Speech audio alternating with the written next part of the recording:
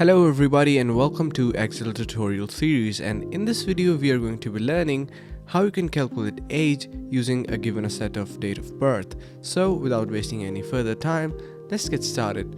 So before starting, make sure that your date of birth column is entirely set to date. So you need to select all of your column and right click and head over to format cells. In here, make sure it is set to date.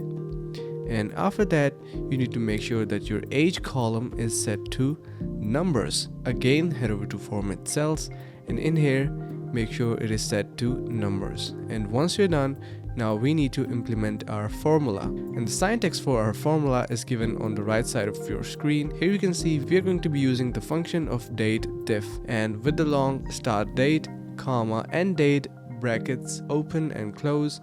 And after that, in quotation, we have our unit, which is going to be the year in our case, since we are going to be representing years. Now let's just type in the formula in here. First, type in here equal and date diff, brackets open, and start date, which is going to be our this particular date. So we're going to be simply click on that, and here we can see it has fetched the data from that particular cell. We need to type in here comma and end date, which is going to be today. So you can simply type in here today and bracket closed.